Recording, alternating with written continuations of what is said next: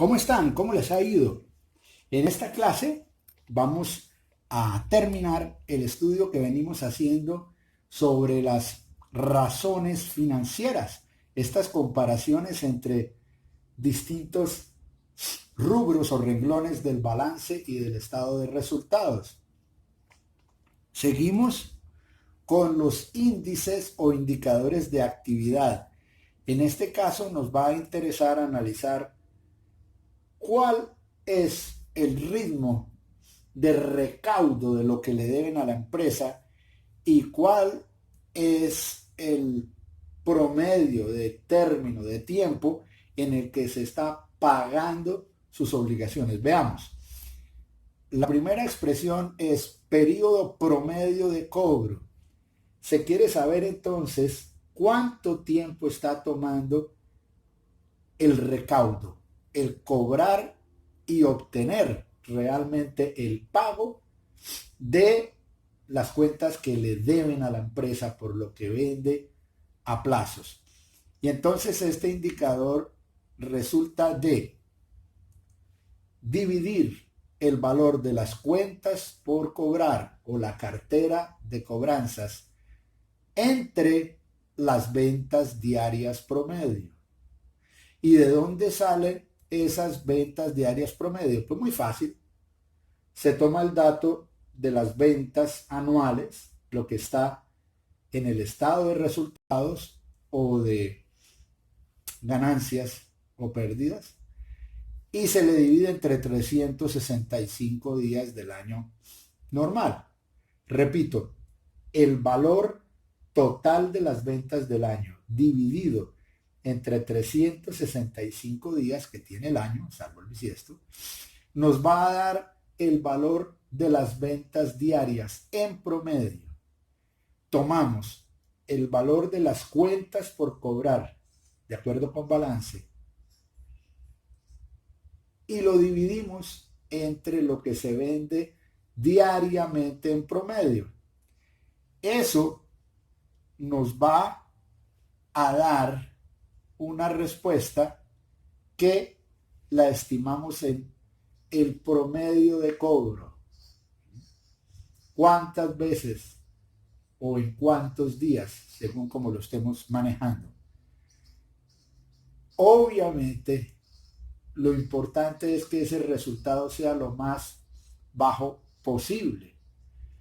En otras palabras, que el denominador sea tan alto que las cuentas por cobrar se estén recuperando muy rápido. Si el numerador resulta muy alto y el denominador bajito, eso significaría que el tiempo de cobro es muy alto. Y si el tiempo de cobro es muy alto, está llegándole muy lentamente el dinero a la empresa, lo cual la deja en situaciones de liquidez muy delicadas. ¿De acuerdo? Lo importante de esto es que sepamos que a la empresa le conviene, como es apenas obvio, que se le pague lo más rápido posible. Y viene entonces el otro indicador, el que nos da el dato del periodo promedio de pago. ¿Cuánto tiempo gastamos en pagar? Alguien podría decir, tomémonos el mayor tiempo posible. Sí, sí, pero vamos con calma. Si no nos cobran intereses, perfecto. Pero si nos cobran intereses, entonces no vamos a querer tardar mucho en pagar. Y si aparte de eso se nos deteriora la imagen crediticia, si vamos tomando mala imagen, si creen que somos unos malos pagadores, que demoramos en pagar las cuentas, pues vamos perdiendo crédito. Va a haber un momento en que no nos van a vender nada a plazo nuestros proveedores. Y si incumplimos con los pagos de intereses a los bancos, pues luego no nos van a prestar más. Hay que tener eso en cuenta. Bueno, entonces el indicador, ¿cómo se obtiene? Primero encontramos cuánto vale en promedio las compras diarias. ¿Y eso de dónde sale?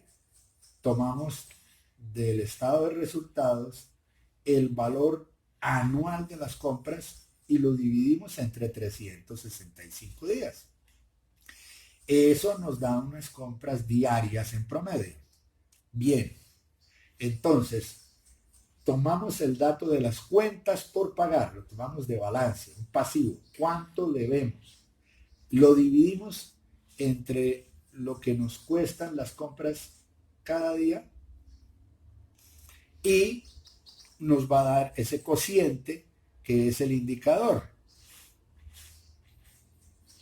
Si las cuentas por pagar, el numerador, si es más alto que el valor de las compras diarias, quiere decir que estamos demorándonos mucho en pagar. En la medida en que ese cociente sea más alto, porque el numerador supera el denominador, estamos encontrando que demoramos mucho en pagar y ya sabemos en qué sentido no nos conviene. Otro índice de actividad, la rotación de activos totales. Esto lo que nos dice es si le estamos dando un uso eficiente a la inversión que tenemos en activos. ¿Qué tanto produjimos con el dinero que está invertido en los activos? Y sobre todo, que vendimos, porque no solo producir materia, para producir objetos, fabricar productos y tenerlos ahí guardados en bodegas. No. Lo importante es que produzcamos y vendemos. Y fuera de eso, que nos paguen lo que vendimos. Entonces, ¿qué tanto rotan los activos? Si el numerador, ventas, que sale del estado de resultados, es mayor que el denominador, que es el activo total, pues excelente. Quiere decir que estamos aprovechando muy bien los activos. Y en la medida que ese cociente vaya disminuyendo, pues lo que estamos encontrando es que no somos tan buenos en todo el proceso de la empresa, que es producir, vender y lograr recaudo de nuestras facturas, de nuestra cobranza, rotación de activos. Ahora, otro tipo de razones financieras, las de endeudamiento, que nos sirven para saber qué tanto debemos de lo que tenemos y qué tanto de lo que tenemos es obtenido con recursos propios nuestros, de los dueños, y si se trata de una empresa de propiedad de una sociedad comercial, entonces de los dineros aportados por los socios, accionistas. La primera, que se llama razón de endeudamiento, esa es el dato resultante de dividir el pasivo total entre el activo total. Entonces, en el numerador, el valor de todo lo que debe una empresa, una compañía, una corporación, en un momento dado, de acuerdo con el balance, digamos a 31 de diciembre, ¿cuál es el pasivo total? Dividido entre el valor del activo. ¿Cuánto valen a la misma fecha todos los bienes, todos los elementos que son los que generan el producto, los que sirven para producir en la compañía? Pasivo dividido entre activo, en totales. ¿Qué tanto del activo lo conseguimos con dinero que todavía debemos? Y la relación pasivo-capital. ¿Qué proporción hay entre lo que debemos a largo plazo y lo que es el capital de la empresa? Y hay otra manera de entenderlo, que es cuál es la proporción entre el pasivo total, no solo el de largo plazo, el total, dividido entre el capital. Ustedes ya deben estar pensando en esto, porque ustedes se adelantan. Sí, para quienes estén pensando que lo interesante de estas razones financieras es hacer comparaciones, tienen toda la razón, Lo más importante de estos datos es hacer comparaciones a través del tiempo sobre la misma compañía mirar cómo estábamos en materia de indicadores financieros hace 3 años, hace 5 años, hace 10. Y, ojo a esto, si podemos comparar también con otras empresas, si podemos hacer una referenciación a lo que ellas están haciendo, a lo que ellas muestran en cifras, magnífico, porque es una forma de hacer benchmarking, comparaciones que sirven para deducir qué tan bien estamos frente a la competencia. Que ¿cómo vamos a conseguir esos datos? Hay revistas especializadas en las que aparece toda esa información. Además, también en el registro mercantil, que es llevado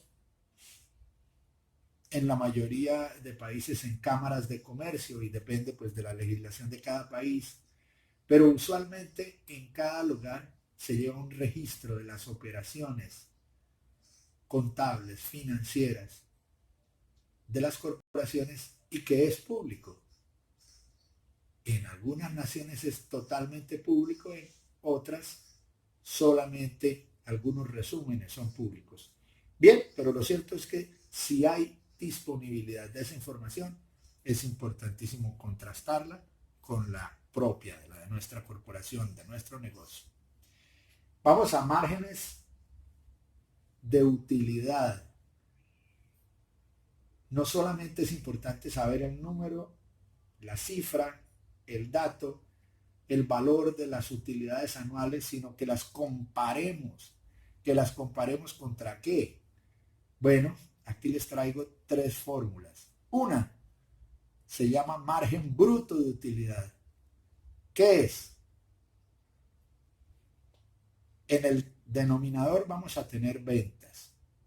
Entonces, los datos vamos a contrastarlos siempre contra ventas, los datos para obtener margen de utilidad. En el primer caso, que es el margen bruto, tenemos ventas menos el costo. ¿Cuál costo? El costo de producción. Contablemente se puede distinguir, según algunas legislaciones, entre lo que es costo y lo que es gasto. Si estamos con el ejemplo de la fábrica de camisas, serían costos, telas, botones, cierres, adornos, hilos, lanas, etc. Esos serían costos. Entonces supongan que ganamos, que vendimos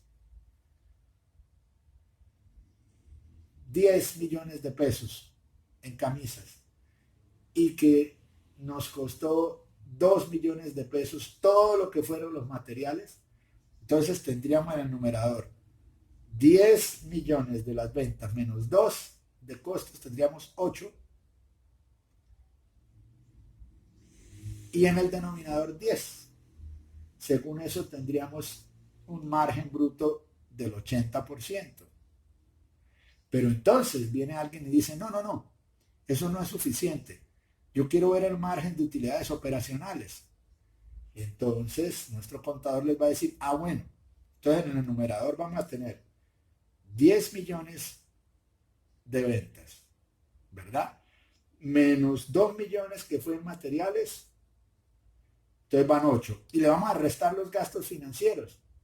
Y supongamos que fueron otros 2 millones. Entonces 10 menos 2, 8, menos 2, 6. Tendríamos 6 en el numerador y 10 millones en ventas. El margen de utilidad operacional sería del 60%. Miren, el bruto del 80%, porque a las ventas le estamos restando solo costos de materiales.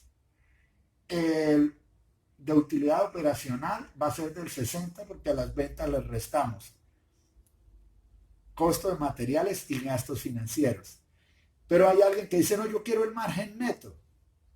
Bueno, entonces a 10 millones le restamos 2 de costos de materiales, 2 de gastos generales y supongamos que 3 de impuestos. Digamos que 2, 4, 3, 7, que 10 menos 7, 3 millones nos quedarían dividido entre 10, que el margen neto sería del 30%. ¿Sí ven? Cada vez que vamos restándole para la comparación, más y más rubros que implican salida de dinero, pues lógico, el margen, la parte, la fracción, la porción, el porcentaje que es de utilidad va bajando. El bruto pues es más grande, el operacional es un poco menor que el bruto y el que es de verdad el que nos interesa más es el neto, ya después de haber descontado todo lo que tuvimos que pagar. Ahora, si estamos hablando de una sociedad comercial, del tipo de las anónimas, recordemos aquellas cuyo capital está representado en acciones emitidas, colocadas y que circulan. Si se quiere saber cuál es la utilidad por acción, simplemente tomamos el dato de utilidades que sale del estado de resultados y lo dividimos por el número de acciones que hay en circulación. Que las utilidades fueron de 10 millones de dólares y que hay 1000 acciones colocadas, circulando. Pues entonces, las utilidades por cada acción fueron de 10.000 dólares. Así de sencillo.